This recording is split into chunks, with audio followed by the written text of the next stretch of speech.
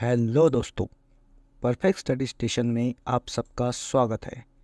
तो आज की इस वीडियो में हम जानने वाले हैं भारत की कुछ महत्वपूर्ण नदियों के बारे में। तो आइए शुरू करते हैं। तो भारत की नदियाँ 4 समूह में वर्गीकृत की जाती है।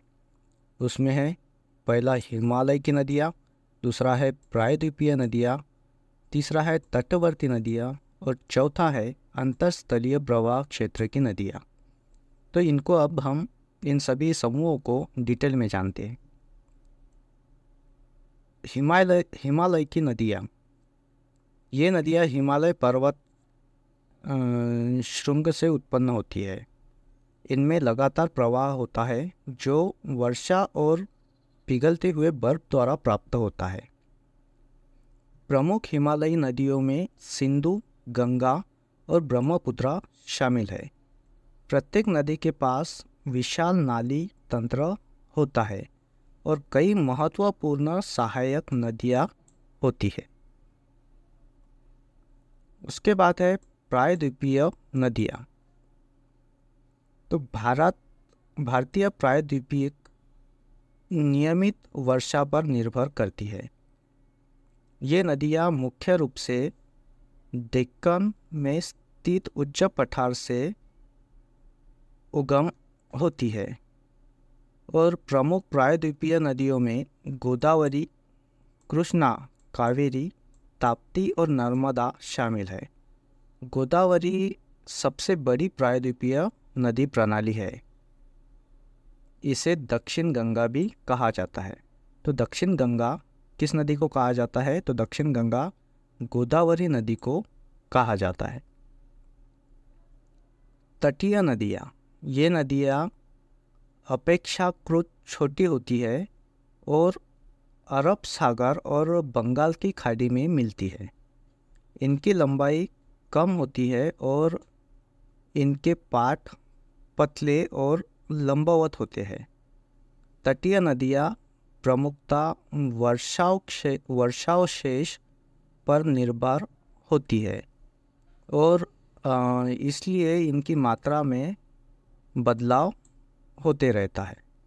उसके बाद है अंतःस्थलीय नदी और इसी को कहा जाता है बेसिन की नदियाँ।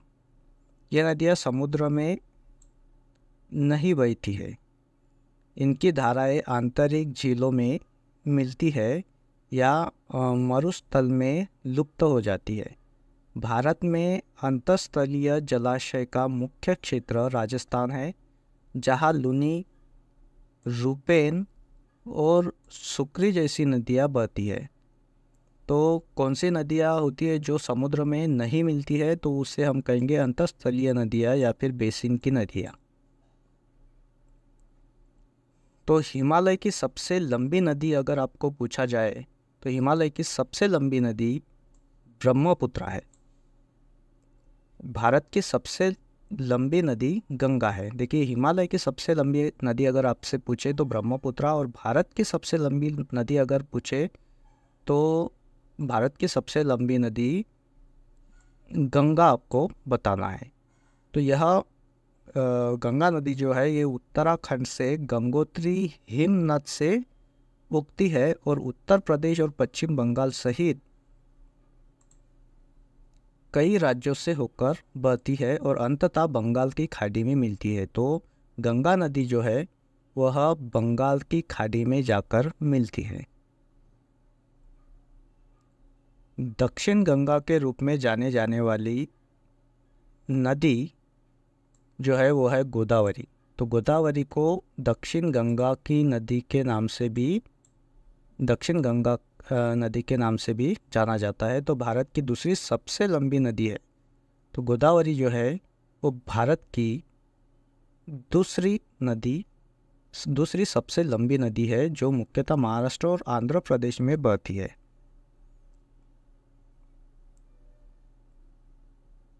उसके बाद में नील नदी जो है यह पृथ्वी पर सबसे लंबी नदी है।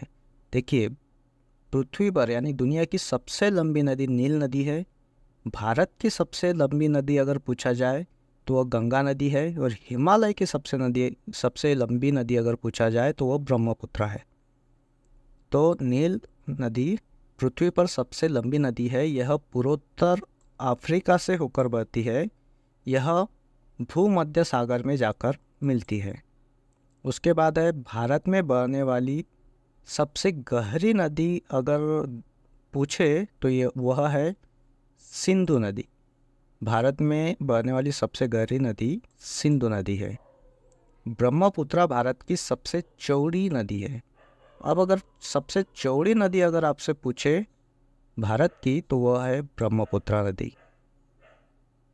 भारत में सबसे छोटी नदी मानी जाने वाली अरवली नदी राजस्थान में स्थित है। तो भारत की सबसे जो छोटी नदी है वह है अरवली नदी, जो कि राजस्थान में स्थित है, और इसकी कुल लंबाई जो है वो 45 किलोमीटर है। यह नदी राजस्थान के अरावल जिले से होकर बहती है। उसके बाद है पूर्ववाहिनी नदी। अगर आपसे पूछे तो पूर्व की तरफ जो पूर्ववाहिनी नदी जो है उसमें आती है महानदी, गोदावरी नदी, कृष्णा नदी, कावेरी नदी, ब्राह्मणी नदी, शारदा नदी और वैगई नदियाँ। यह पूर्ववाहिनी नदियाँ है जो बंगाल की खाड़ी में जाकर मिलती है।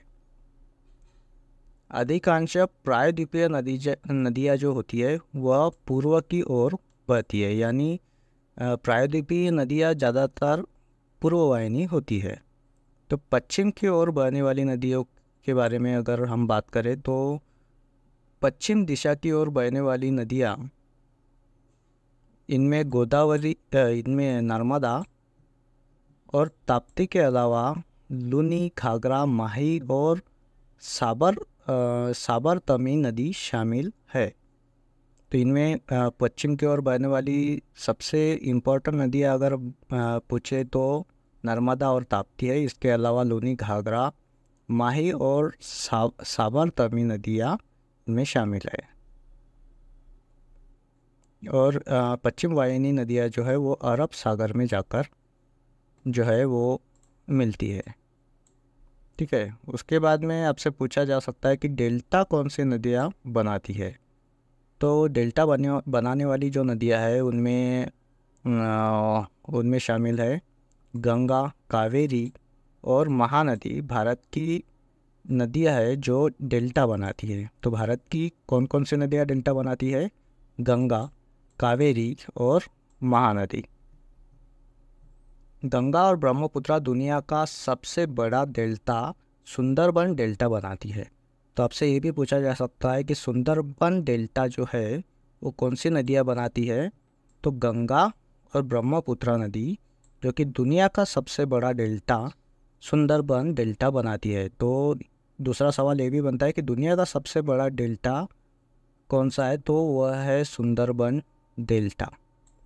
ठीक है। उसके बाद में कर्क रेखा के बारे में जानते हैं। तो कर्क रेखा को 2 बार काटने वाली एकमात्र नदी माही नदी है। कर्क रेखा जो है, कर्क रेखा को 2 बार काटने वाली कौन सी नदी है? वो है माही नदी, कर्क रेखा के समांतर है। उसके बाद कर्क रेखा किस नदी को नहीं काटती? कर्क रेखा जो है वो नर्मदा नदी को नहीं काटती। उसके बाद में निम्नलिखित में से कौन सी नदी ताजे पानी की डॉल्फिन के लिए घर है? तो ताजे पानी के लिए घर गंगा नदी को माना जाता है। उसके बाद में मध्य प्रदेश में स्थित इंदिरा सागर बांध निम्नलिखित में से किस नदी पर बनाया गया है? तो इंदिरा सागर बांध जो है वो नर्मदा नदी पर बांधा गया है।